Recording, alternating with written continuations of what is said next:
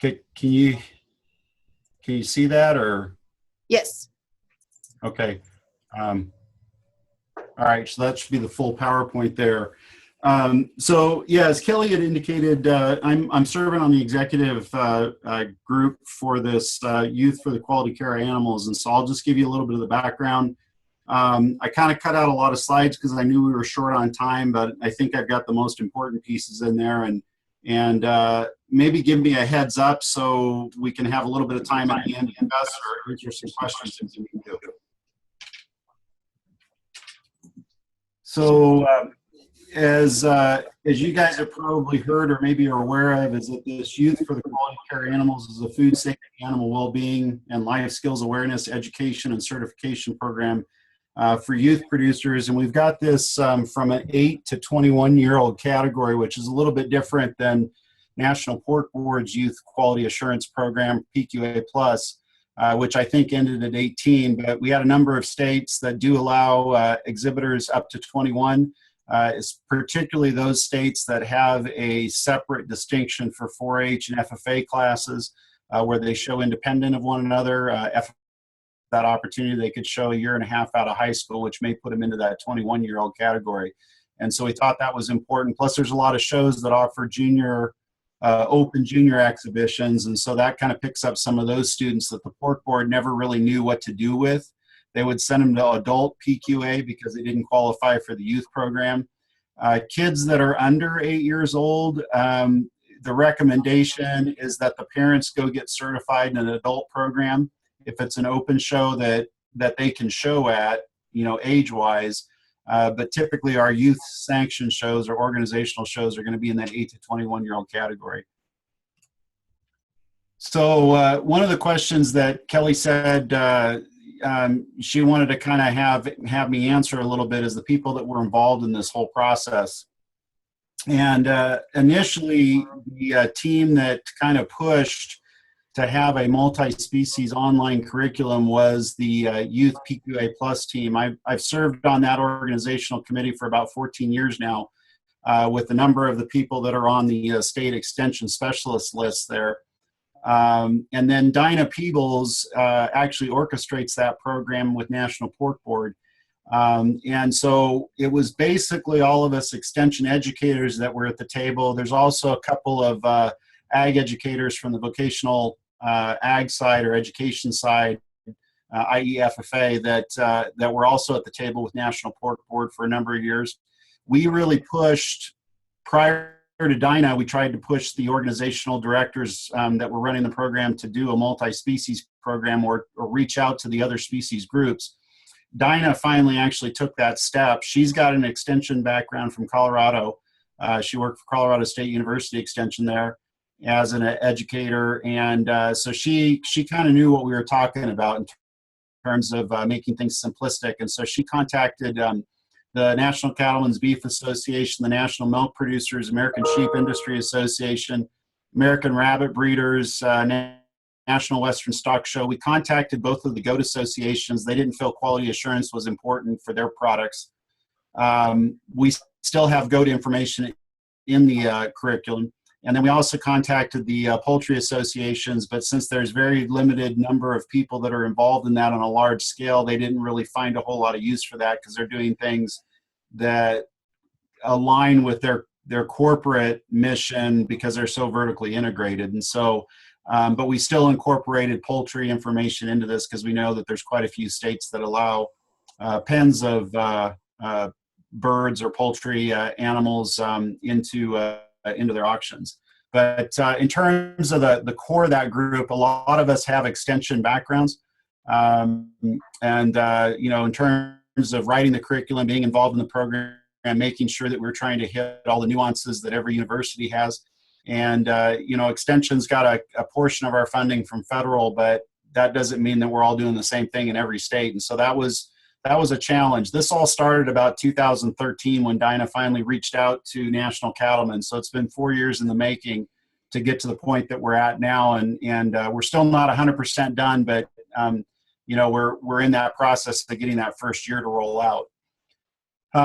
We incorporated, once we got through the process of trying to figure out how this was all going to align, we incorporated content writers to come in and actually write the content for the curriculum. And I think we were actually at University of Nebraska-Lincoln, or just off of the campus in the Haymarket District area. That's where I got my master's at, and so it was kind of nice to be back there for about a week. And the 5 days that we were writing, I think we produced over 52 pieces of curriculum with these 12 writers that we had here. So the first day was, you know, what's our mission? How are we going to get there? And then the next 4 days was just, we were each writing about 3 to 4 pieces of curriculum. And then within our group, we had each one of our group members review those pieces. So it was a pretty intense few days. They kept us sequestered in the hotel. We did get to go out to eat at least one time a day, but the rest of the time we were eating in the room and writing curriculum and sharing ideas. And we used a lot of curriculum pieces that were already out there. We had a pretty developed program in Ohio, which is my previous existence. I left there in 2015 and came to Washington State. And our program in Ohio was a state mandated program for quality assurance. And that state mandated program meant that we ended up training close to 50,000 youth annually that sold food animals in the state of Ohio. And so we put a lot of time and effort into developing curriculum. We had about 15 other states that were using our program. Nebraska used some of our curriculum to help to develop their online system that they were using, that they're now going to convert to this YQCA system. So we had Nebraska's online modules, we had Ohio's program, we had Texas A&M's program, which Jody Sturley, who now is at Iowa, she wrote that program for Texas. Quality Counts, I think, is the name of it. And then we had Iowa's program and Wisconsin's program, and bits and pieces from other states that were recognized by Pork Board as equivalents. Some of them were not necessarily an equivalent total program like ours was in Ohio. There were 5 states that had that same distinction for a multi-species quality assurance program, where we could teach kids based off of using a beef example or a rabbit example in Ohio. And if they were also showing pigs, they would still be certified in PQA+. And that's kind of where this whole process of, you know, let's just develop a national program that we have everybody at the table. We know it's going to be peer reviewed. It'll be written by people that have a youth development background and that are also experts in animal science and 4-H programming, that we could, you know, pull together a really good curriculum that everybody would be teaching similar things, and a strong program from that perspective. Supporting partners, again, these were partners, or some of the partners that put money up initially. The National Pork Board, I think, put $100,000 to get the program developed. American Sheep Industry Association about $10,000 or $20,000. National Cattlemen's, I think they were about $70,000 over a 2-year period, and that was all from checkoff funds. So in terms of research and education, they found benefit and importance in trying to use some of this money for youth education. And so that's why they were at the table. And the American Sheep Industry Association. We lost you. I don't know if you can hear me. Oh, did you? Lost audio. Okay, hang on. I don't know what's going on here. Can you hear me now? Hang tight, Paul.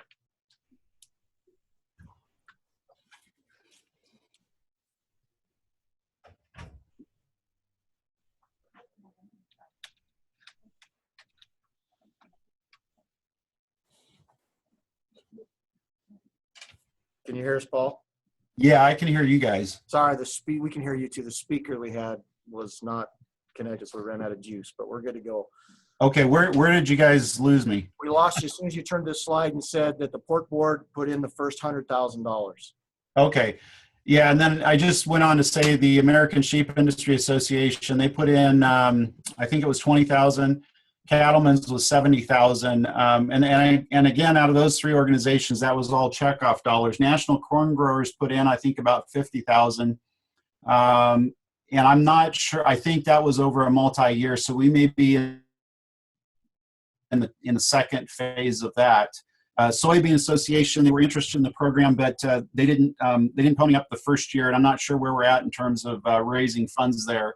And if we acquire any funds from these organizations in the future, there'll be funds that we'll utilize to help advance and develop the curriculum. And if there's any changes or updates to curriculum or you know, anything that we need to do in terms of the web interface, that money will certainly cover that, as well as the money that we'll bankroll from the fees that students will have to cover in order to get into this quality assurance program.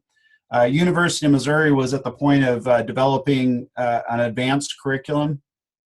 So instead of doing that, they took the money that they had earmarked for that and they put it into this national program because they saw value in that, trying to pool their resources with all these other organizations for their benefit. Other states contributed curriculum and, of course, you know, man-hour and people and that type of thing to be able to establish the program. Both the American Sheep Industry and the Cattlemen's Association, they've got great quality assurance programs for producers, as you guys probably know, but they didn't have a youth program. And so, you know, I think they were a little bit jealous of the pork board that they went that direction. Of course, the pork board was kind of shuttled into it because of the expectation of packers. And packers said, look, one animal, one person equals one producer, which means youth. And, you know, that basically means anybody who owns a pig is a producer. And so the American Sheep Industry Association, Cattlemen's Association said, hey, this is a great opportunity for us to get a youth curriculum now that we can hang our hat on and be a partner in. And so that's why they came to the table pretty quickly. As far as the components on the YQCA program, this is our content grid. And as you go through this content grid, you know, we tried to work on evidence-based content. We organized it by age level, and we've got a progression of knowledge that occurs. So each year, so for year one, for junior, they will be challenged in food safety, animal well-being, and life skills. And that's the same pattern that we have for each of the age categories. The life skills in junior, intermediate, and senior are kind of the same life skills that we push in terms of 4-H. You know, that the responsibility piece, the caring piece, all those types of things that we try and incorporate into this. And how do you you know, present that to the public? We get to the young adult, the life skills piece actually changes a little bit more to a career exploration. You know, and taking them a little bit further in terms of, you know, how does this impact the environment? What kind of changes can we make? Because the whole idea behind this is to try and create producers that understand the industry and that the things that we're teaching them in this whole curriculum, that it comes second nature to them. And that was the whole intent that all of us at the table, and that's probably one of the reasons that our planning meetings took close to 2 years of just meeting about 4 times a year to figure out how we wanted this program to look and how we wanted it to come about.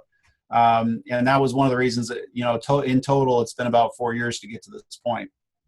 And in terms of, you know, the information here, just for example, the animal well-being piece for juniors would be animal basics of animal care. So, you know, water, food, shelter, you know, all the things that we need to make sure we do as stewards of livestock, because they can't do for themselves in a captive environment. We have to make sure we provide that. And you get down to the animal well-being piece for the young adult, and now we're talking about the 5 freedoms of animal welfare.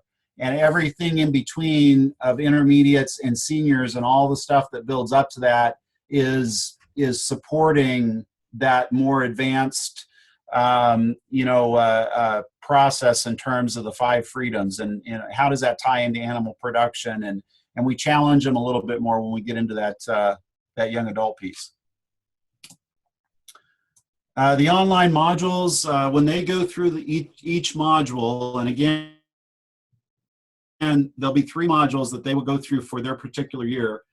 Food safety, animal well-being, and life skills. And when they go through those, they're going to have a knowledge builder, which is the background information. That's the information that we collected and we wrote into our curriculum pieces that fall into that curriculum map. And again, we were using National Pork Board's program, National Cattlemen's, American sheep industry quality assurance programs. We used some information that was provided by the Milk and Dairy Board. We also used the state curriculums that were active curriculums that Pork Board had recognized, and most of us were at the table, so we offered those up right away. And so the Knowledge Builder takes all the information that's for that topic area and for that year and age category. And then we offer them a skills lab. And so where they can actually go through and what they learned, they can go through and do an activity on. And then we give them the quiz, which is a 10-question quiz. They have to pass the quiz at 80%.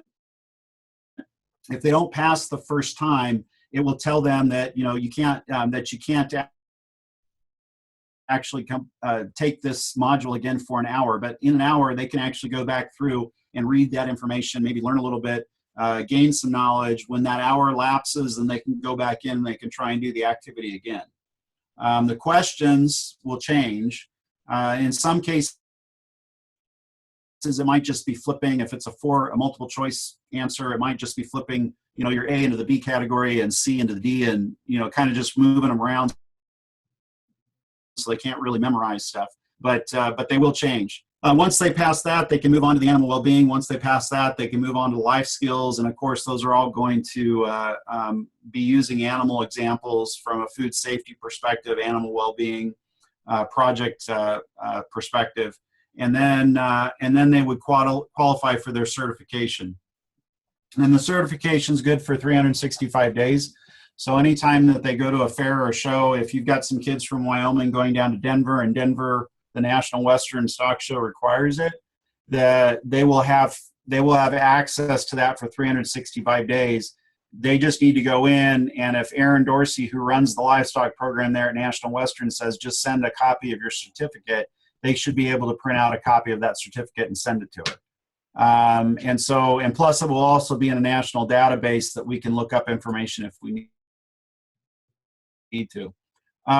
So this kind of gives you a little bit more of that knowledge builder. I talked about each of those specifically, and I know I'm going through some of this kind of quick, but I want to get to a point to see if you guys have specific questions and answers, and I can provide this to Kelly at the end, send it to you guys, and she can share with you if you want to look through some more stuff. But each one of these pages, the very first page that they're going to see once they get started on the online program is this page here. And so this is I think this is the junior page. And it kind of talks about, what the overall topic is. And if you've got somebody who doesn't want to read through the stuff or can't because of either, some type of educational disability or something along that lines, there should be a microphone up here. And again, you don't see it on this slide here, but the active site has a microphone. You can click on it and we'll actually read you the information on that slide. So if kids are better at reading and getting through the slide fast and that's what they prefer, they can do that. Or we've got an avatar and a voice that's appropriate for the age level for each of those. And we've tried to hit every ethnicity and gender and voice appropriate age level. The first time we sent out the examples, we got quite a few criticisms because we had used an automated voice that was uniform across the board, and people just really ripped us apart because the junior module didn't sound like a little kid.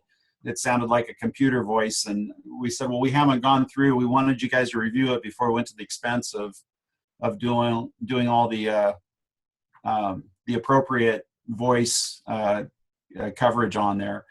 And then when they click on this arrow up here, this is going to be a down box that has all the main document. So like you can click on that and then get back to the original page. For this, you would actually click on animal care and well-being, which would take you to this piece here. And then you would click on each one of these and it would take you to another page and give you examples of sound and animals that react to those different things. And you would probably have 4 or 5 species, well, 3 to 5 species on each of those pages. So a kid that only shows pigs would probably have to go through a couple of those in order to get to the next example. And so they would be forced to learn about other species, not just swine production. And so we're trying to build a class of students or youth that have general animal knowledge and not species specific knowledge. And that would be for every one of these as far as a skills builder or knowledge type thing. And then they would go into the basics here in terms of doing your quiz. So you jump down to that process, and each one of these are going to have some kind of an activity associated with it. And then you get down to the quiz piece to make sure that we understand or that they comprehend what they were taught. So here kind of gives you a little bit of an example. We've got, this is the intermediate avatar. This is the young adult avatar that we have. And then we've got basics of animal care again. This is just that same sheet here that you saw in the last one. But this is the first thing that they're going to see when they get there. And the avatar will tell them what they're supposed to be doing in terms of the activity. It is free navigation. So in their age level, if they start at 11, in the future, once we have all of the years put up, right now we just have year 1 put up, so that's where we're going to start everybody, regardless of whether they're 8 through 11. The 11 category would have access to everything prior to. So if you've got a kid that starts midstream in terms of showing livestock, or an FFA kid that's never been in 4-H, they start in 7th, 8th, or 9th grade, depending on the state, and their expectations. Then they can go in, they can do their year that's expected, but they have access to all the information prior to that. So that's free navigation. It also, if they leave a page or leave halfway between the module, and because they've got to go feed the animal, or they got to go play volleyball, or whatever they're doing, the next time they sign on, it will remember them and it will ask them, do you want to begin where you left off? And if they click yes, it'll take them straight back to wherever they closed the computer. If they click no, it'll take them back to the beginning. And so they've got options to kind of, if they were overwhelmed and didn't understand the stuff and that's why they left and they came back, they could start at the beginning and go through that whole process again. Maybe just getting away from the computer for a minute or two would help. We hope that it'll take about 45 minutes to an hour for them to complete the modules. Some kids may take a little bit longer. You may have some that are ultra smart and intuitive, and they may just jump to the quiz and they may be successful, or they may not. So it just kind of depends on what their knowledge base is. But it is challenging, but I don't think it's unrealistic to think that they should be able to get through this. And I think what they're able to show is going to be pretty good. We've also had it reviewed for age appropriateness, so by somebody who's an expert in that field. And working with Vivaic, they do a lot of educational curriculum across a number of age groups, including adults in terms of leadership training, and a very strong vocational background in that organization. And so they've done a great job in terms of setting things up. They set up all the pork board stuff. We are working with the organization that hosts 4-H Online, Registration Max, to host this. And they've actually gone to the point of starting the process of hiring additional people to be able to handle the phone calls in terms of customer support, which is going to be a 24/7 program, so that youth will always have access to customer support if they need it. We've got a variety of different learning. Take a look at this slide here. This kind of gives you, this goes back to that daily observation for the junior slide. So what happens here in this slide is the very first one, you'll see the fan moving, you'll see the water filling up, you'll see a guy putting feed in the feed trough. Both animals will be moving towards the feed trough because that's normal activity. And then what they'll end up doing is the next slide. So you go through day 1, day 2, day 3, day 4. This is the day 3, or day, I guess this is day 1 slide. You've got one of the cows that's moving away. In this, if that was animated, the fan would be working, the water would be pouring in, and there's feed in the trough, but this animal's moving away. So what's the problem? He's probably not feeling well. And so the youth then have to go to the next slide. It tells them if they're correct or not.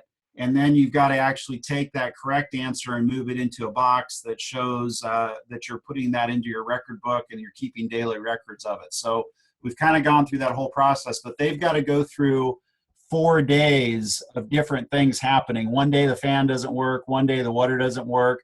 One day there's feed in the trough, but nobody's eating it.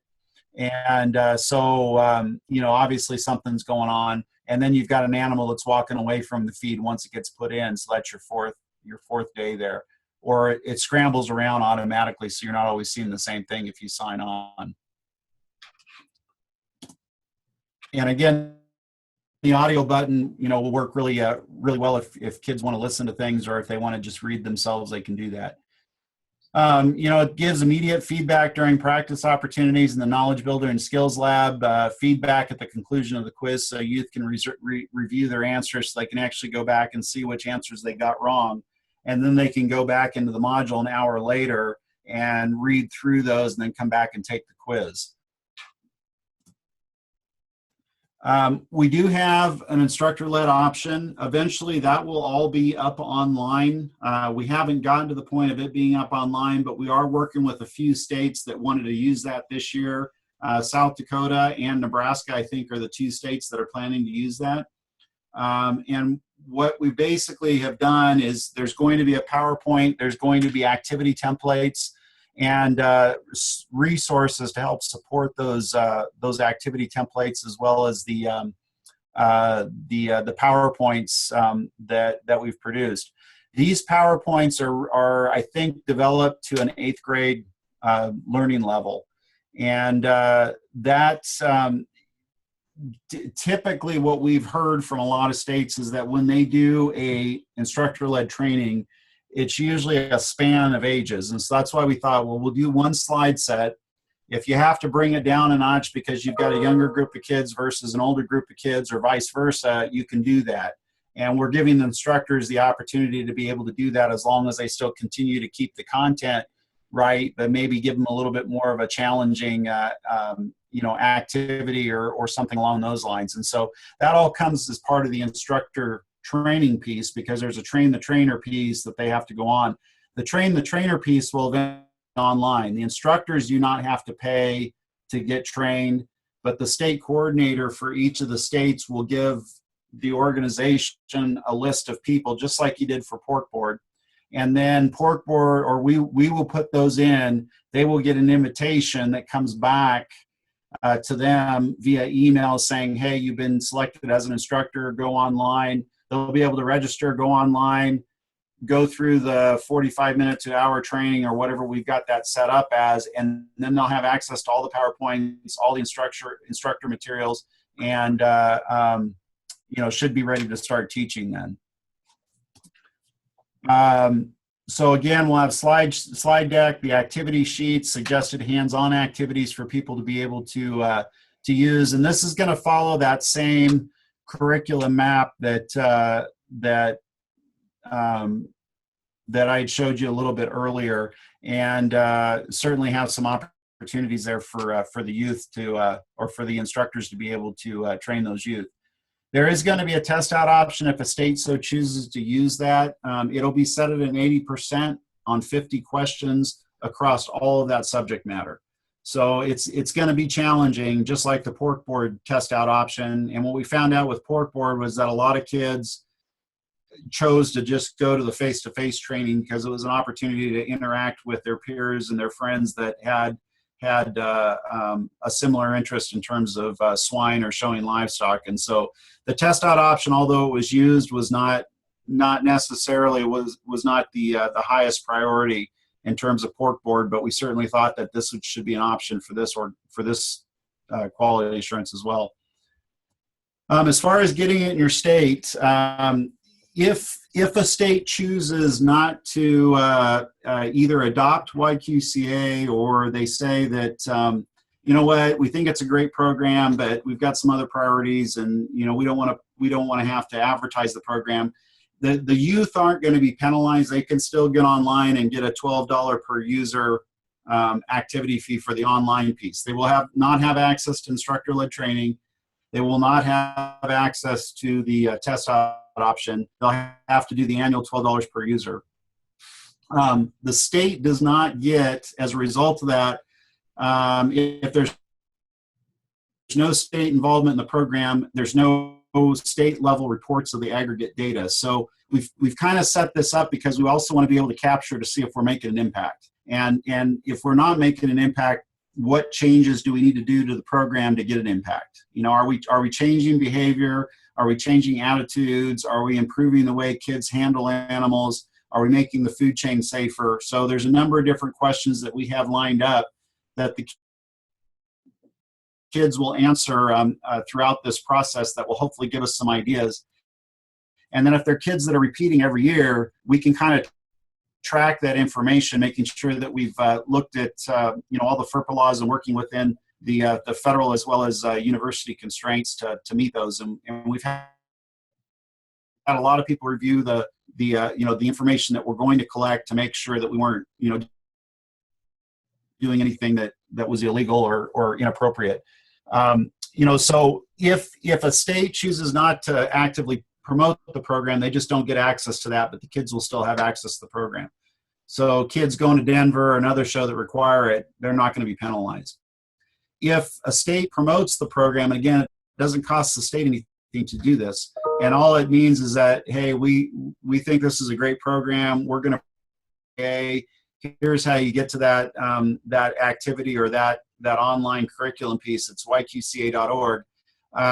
Then that will allow the state the integration into 4-H Online.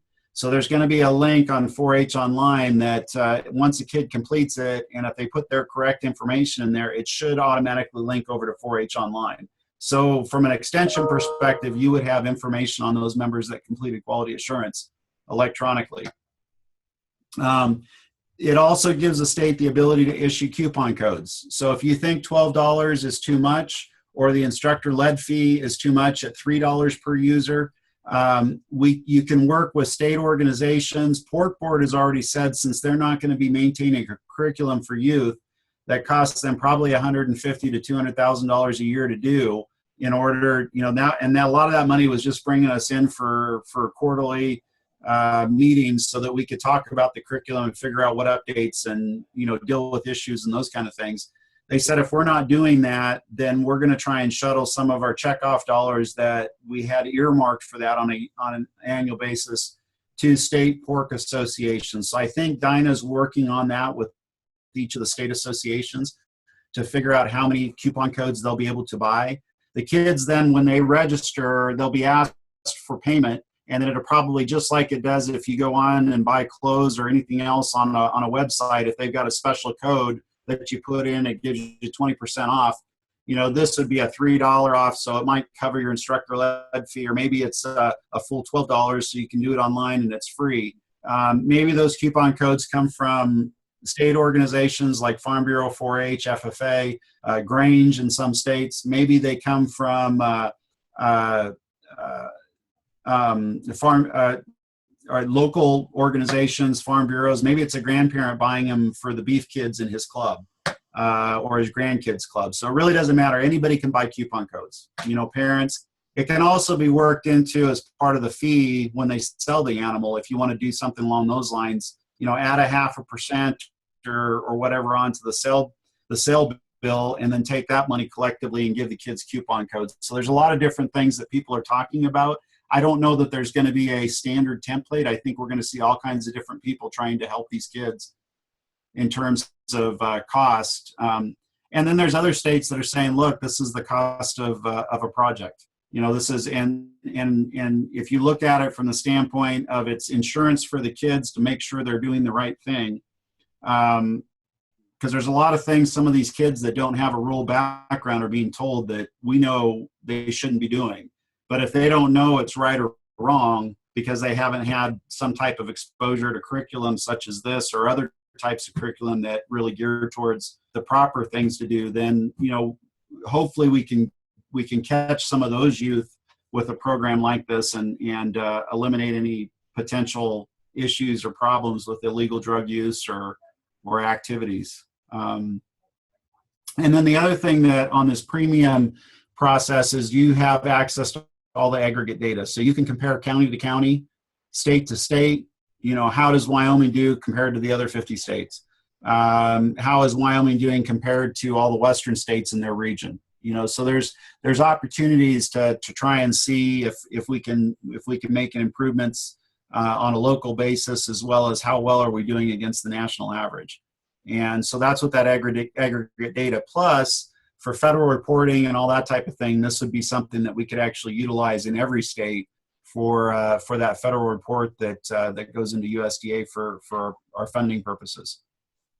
And then we also have the opportunity for national research findings and those type of things. So, and then complete customer support on the program.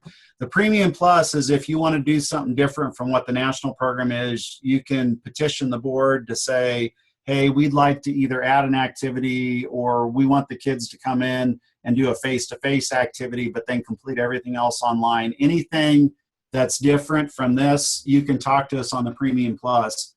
And then let the executive board make a decision on that. This is the website that you would go to. I'm not sure I don't think the online piece is active yet. We're close. We were supposed to start March 1st.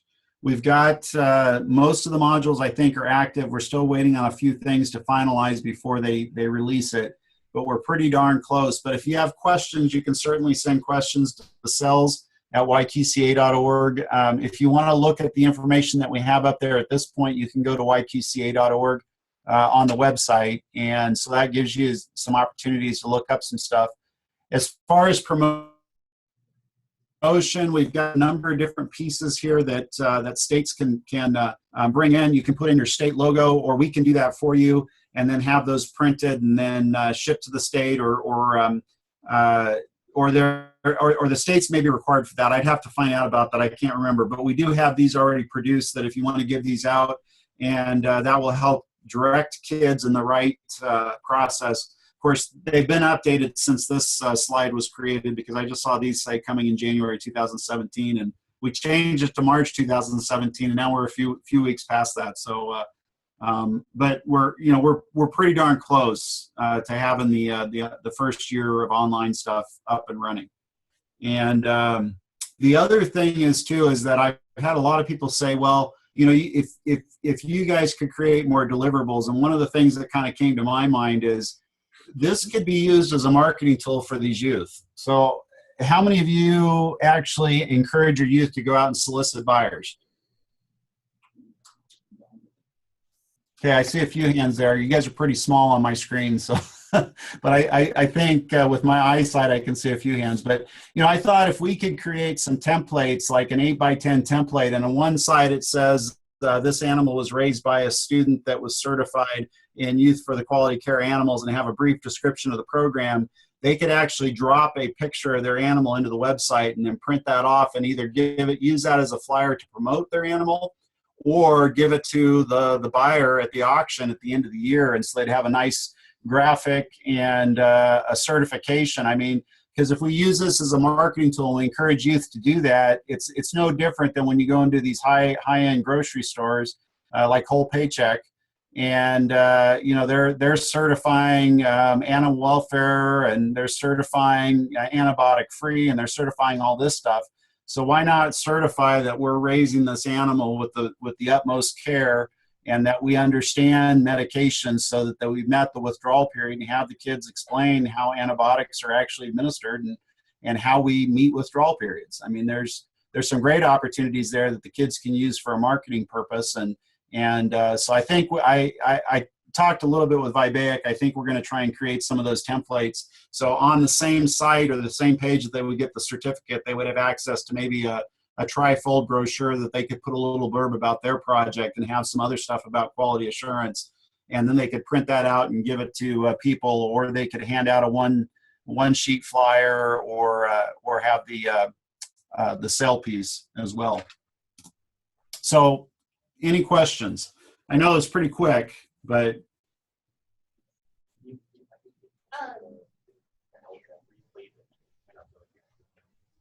so if they're like a junior taking it at 8 years old and they take it again at 9 years old, is that the same content just in a different order, or is it completely new content? It's completely new content. So if the kid starts at 8, they will have 4 years of junior, and each year will be different. Okay, so it'll actually grow on itself. And then if they start at 9, they will have access to the content in the year 8 module. And also what will qualify them for quality assurance is passing the year 9 module.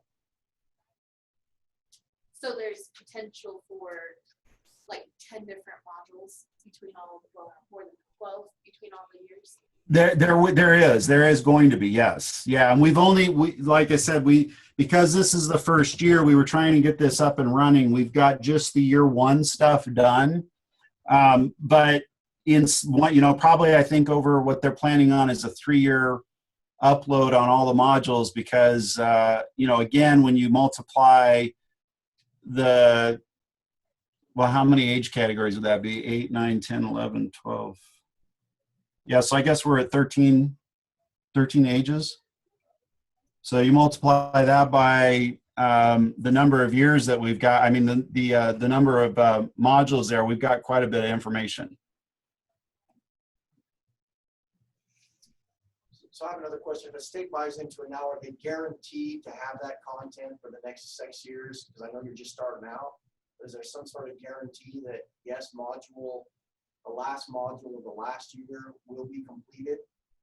Oh yeah. We'll have it done. I mean, everything was written. All we're trying to do now is build the platform. That's all we're doing.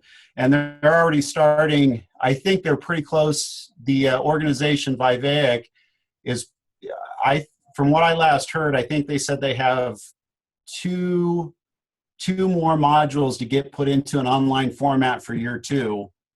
And then Vivaic's passing that information on to Registration Max. And there were a couple things on the Registration Max side that we're just trying to fine tune a little bit in terms of how things flow. But Registration Max has all the year 1. They're about to get all the year 2 stuff. And then year 3, it's all been peer reviewed and documented, and that stuff then Vivaic is going to start working on. So yeah, I mean, I would say by next year, or at the latest by the 3rd year, we'll have all 4 years up for each age category. So clarify for me then. So if a senior age kid who's 15 starts now, May 1st or 18th, there's stuff up for them. They will take basically the first year curriculum, because we figured within that age group, the breadth of the curriculum they're going to learn. I mean, it's the same basically for that age group. And so the knowledge piece within age group is more or less, we're covering all the aspects of animal welfare for juniors from year 1 to year 4. And then they jump up to the next category, which is intermediate. That increases the challenge quite a bit.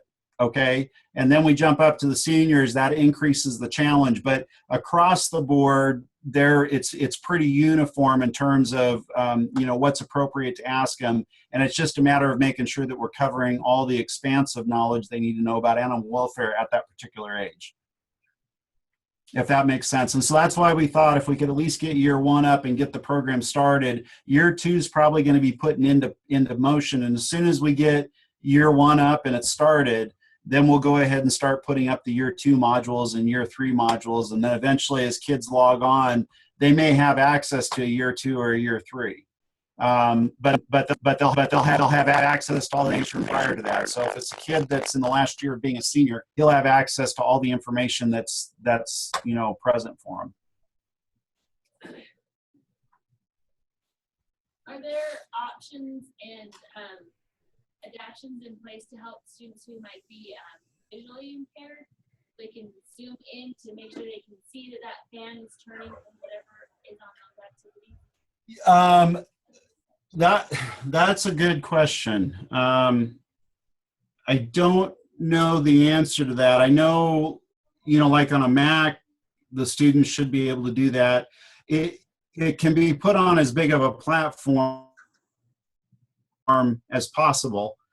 It's not appropriate. We don't have it where it fits on the phone. We did talk to Registration Max, and we're still in the process of talking to them about putting registration on a phone. So it's just the one page of registration on a phone format, But when it comes to the online piece, that's got to be a tablet or an iPad or greater because of the size to be able to get everything on there. So that's a good question. Let me ask that question and I'll find out for you guys. You know, like I said, the hearing piece, we've got, you know, students that, you know, we've got that capability of having well, for the visual, we've got the audio piece, but in terms of seeing the activities, that's a good question. I'll find out about that. Any other questions? You know, and the other thing is too, is we had a lot of discussions about, you know, how do you know that the kids are doing this? I don't know that 100% of the time I can say that all the kids are doing that, but sometimes parents are the problem and they're the ones that we have to teach. So, and that's kind of like what the whole committee felt, that, you know, it may not be a guarantee, but if we can at least, you know, get the parents and maybe get some of them if they're trying to do this. But the activities are fun, and I think the kids are going to want to do it. You know, when they go through this process, you know, I think it's set up and designed to be intuitive for kids, and it's something that they'll enjoy. And some states have said, well, they're probably going to require their parents to go through some type of quality assurance in addition to the youth. And, you know, of course, we didn't want to make that an expectation. That's something that you can decide within your state, whether you want to do something along those lines, particularly with the instructor-led piece. All right, Paul, thank you. I don't see any more questions, but I'm sure if some come up, I can get them in contact with you and get those to you to get answered. Yeah, Kelly, anytime. And yeah, it was a pleasure, and enjoy the rest of your conference there. Thanks. All right, bye.